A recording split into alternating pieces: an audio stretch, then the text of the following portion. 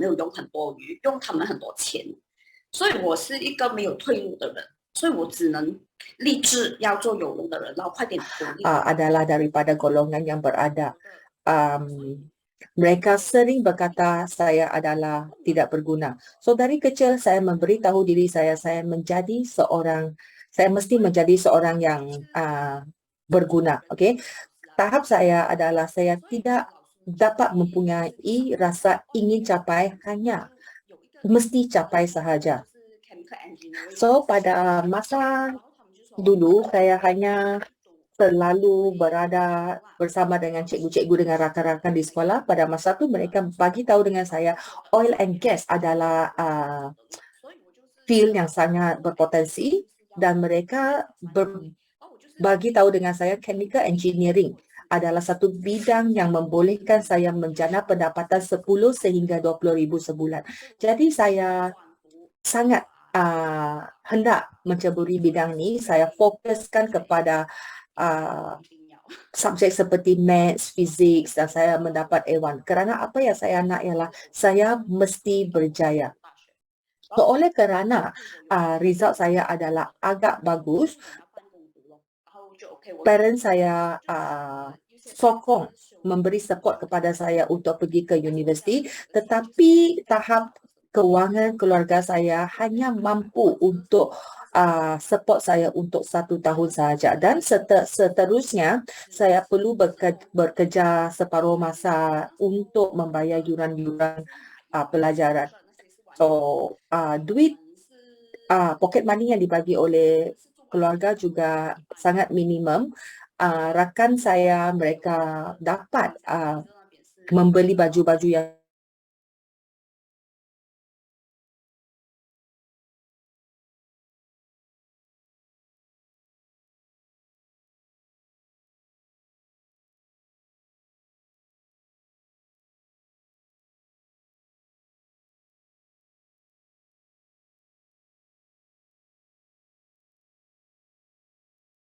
dapatkan income sebanyak 3 ke 4 ribu. So kalau saya nakkan pendapatan yang 3 ke 4 ribu, saya tak dapat buat kerja seperti menjadi waitress. Saya perlu membuat sales untuk mendapat commission. So apa yang saya buat adalah saya pergi ke roadshow untuk menjual credit card.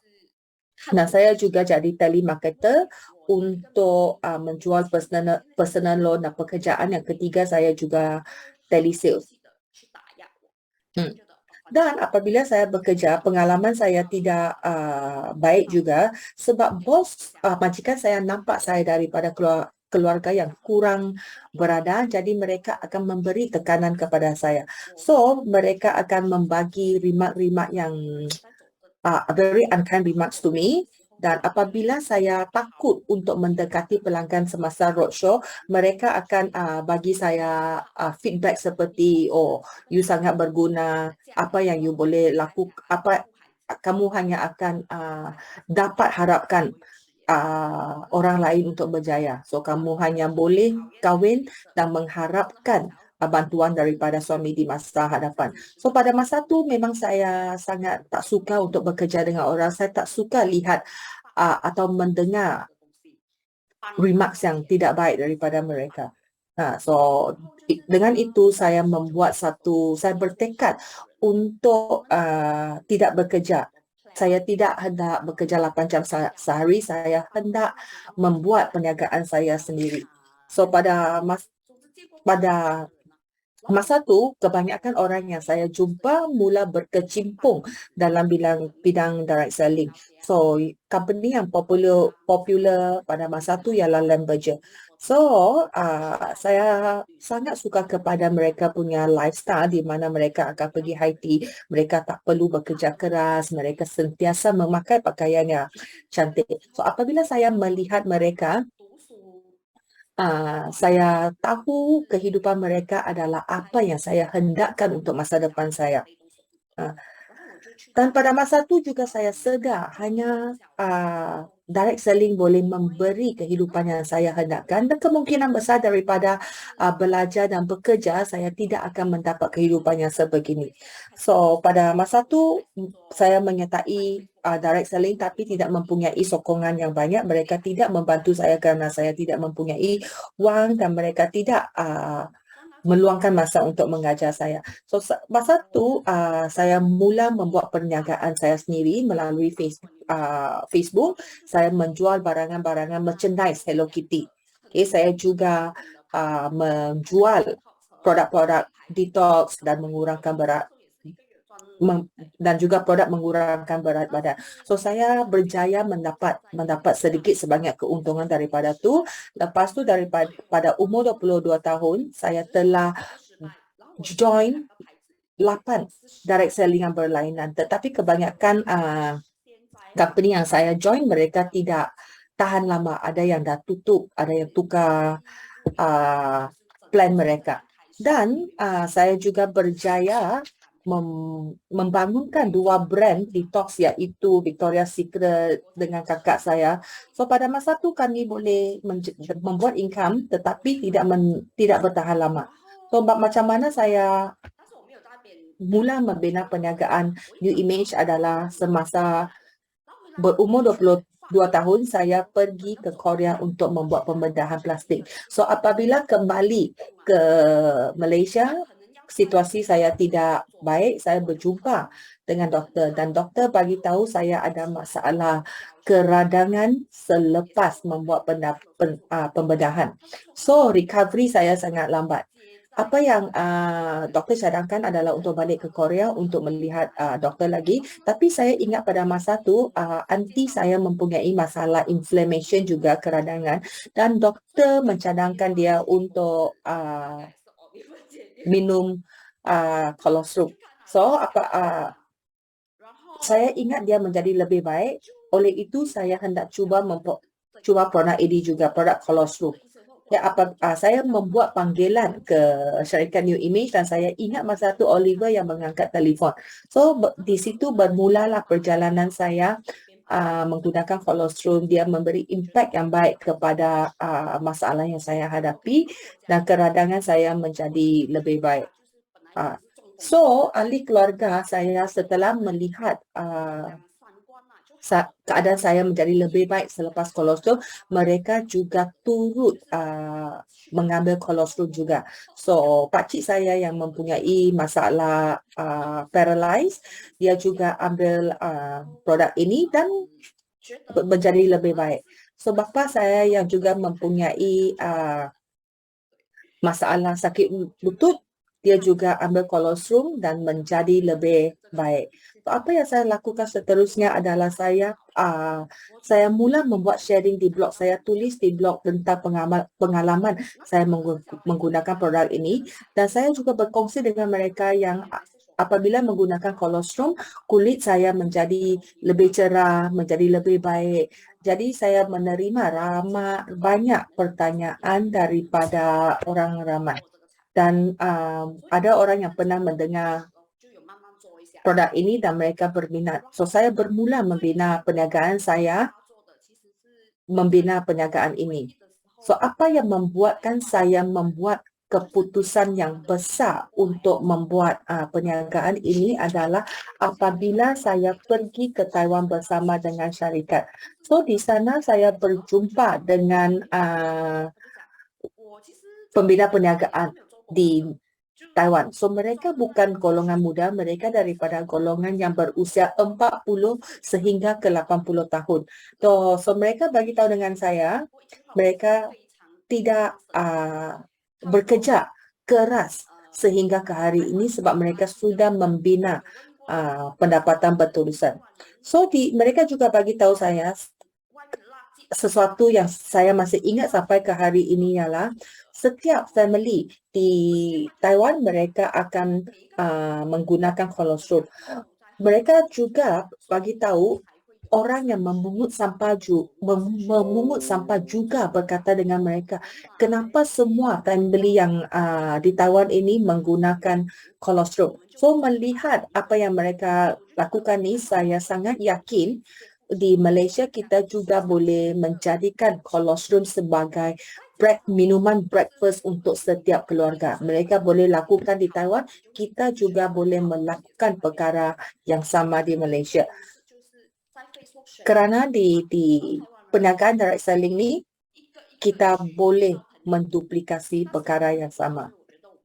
Dan apa yang saya rasa adalah dengan adanya Facebook, kita boleh membuat perkongsian secara besar-besaran di Malaysia. So sekiranya mereka boleh melakukannya, saya juga boleh melakukannya. Saya hendak mempunyai pendapatan berterusan 50 sehingga 100 ribu.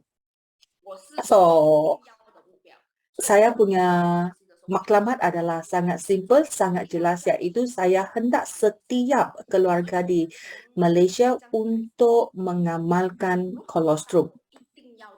So ini adalah maklumat yang saya mesti capai. Okay. Apa yang saya lakukan untuk mencapai maklumat saya adalah kami membuat perkongsian di dalam talian setiap hari. Kami berkongsi pengalaman produk sendiri, kami berkongsi pengalaman produk daripada ahli keluarga dan di situ kami akan mendapat pelanggan. Okay, apabila mendapat pelanggan, apa yang saya akan lakukan ialah saya akan membuat follow up dengan mereka. Setiap customer saya akan bagi tahu dengan mereka peluang untuk menjana income di New Image. So pada masa tu saya hanya berumur 23 tahun dan kebanyakan pelanggan saya adalah lebih tua daripada saya. Tetapi saya masih sangat bertekad untuk berkongsi peluang perniagaan dengan mereka. Saya akan bagi tahu dengan mereka plan yang kita ada. Saya akan berjumpa dengan kira-kira 2 ke 3 pelanggan setiap hari. Dan pada masa tu kerana saya masih muda 23 tahun, saya punya topik untuk berbual tak banyak dengan mereka. Tapi saya masih tidak berputus asa. Saya cuba untuk membina hubungan dengan mereka dan convince mereka untuk melihat peluang perniagaan yang ada. So apa yang saya lakukan adalah saya menggunakan semangat saya yang membara untuk mendorong mereka untuk tahu lebih banyak tentang perniagaan ini. So pada masa tu segala masalah yang saya hadapi itu bukan menjadi masalah sebab semangat saya untuk berjaya adalah sangat-sangat tinggi. Apa yang saya fokuskan adalah untuk membantu rakan niaga saya untuk mendapat income yang mereka hendakkan. Mereka juga perlu mempunyai pendapatan berterusan. So, itulah yang saya buat. Saya fokuskan untuk membantu tim-tim saya. So, apa yang untuk berjaya dalam perniagaan ini, anda mesti mempunyai satu maklumat yang jelas. Okay. Di dalam perniagaan ini kita akan berhadapan dengan banyak masalah. Tetapi jika anda mempunyai maklumat yang jelas, anda akan tahu untuk menyelesaikan masalah yang anda akan hadapi itu. So dulu apabila saya membina perniagaan ini, saya akan bangun 6 pagi setiap hari tanpa menggunakan alarm clock. Saya punya impian, saya punya dreams akan membangunkan saya setiap pagi.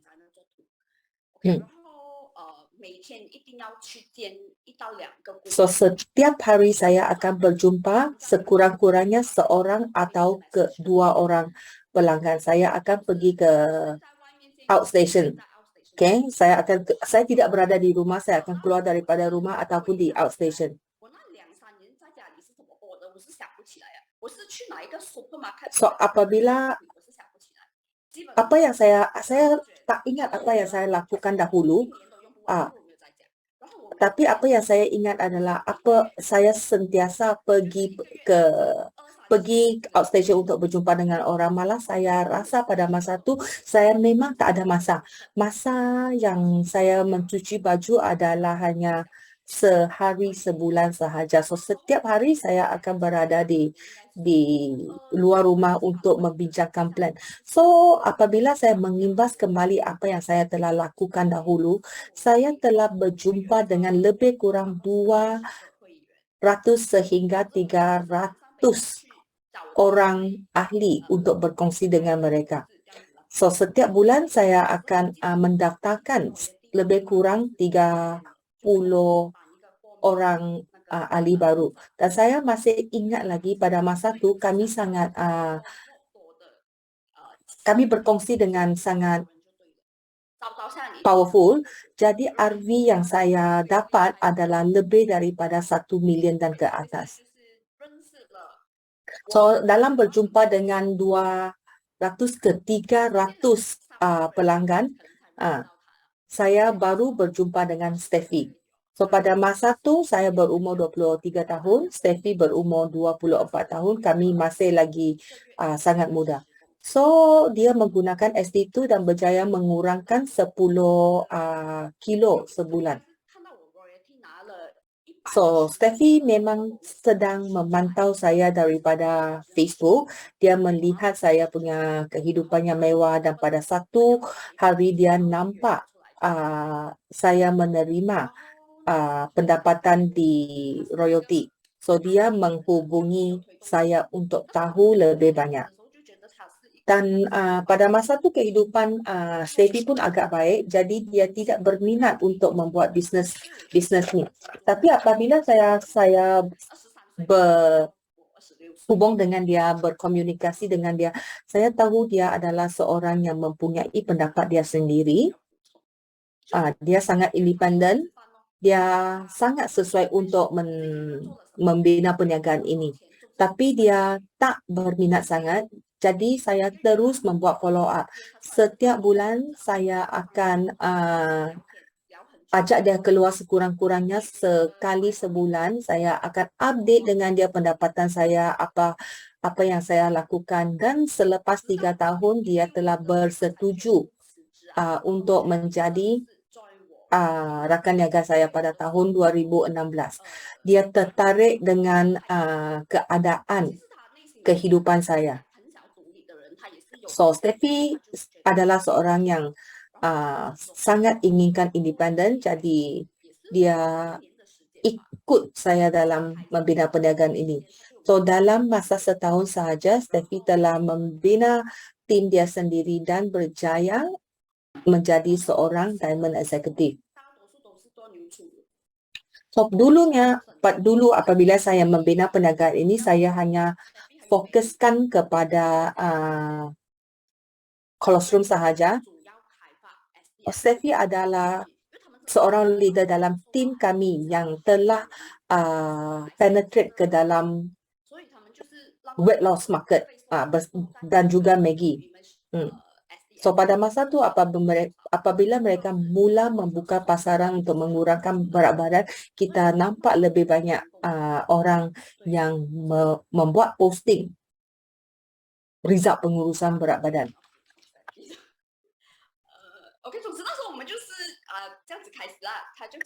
So, inilah cara kami bermula dan seterusnya Steffi berjaya menarik perhatian Amy dan juga Alicia dan membina perniagaan ini bersama-sama. Dan pada 3 tahun yang lepas, Steffi bersama dengan timnya Alicia dan Amy, mereka telah berjaya membina sebuah pasukan yang besar seperti ini dan mempunyai lebih ramai wanita-wanita yang sangat berkaliber. So, semalam saya join dia punya Zoom meeting. Apabila saya join Zoom meeting dia, saya tertarik dengan cara kepimpinan dia. Dia adalah seorang pemimpin yang sangat mempunyai influence. Dan saya sangat berterima kasih kerana saya mempunyai sekumpulan pemimpin-pemimpin yang sangat determine untuk mencapai mereka punya matlamat. So, seperti Anne, Maggie, Ross, Angela, mereka tidak pernah berputus asa dan mereka sentiasa bekerja keras untuk mencapai matlamat mereka.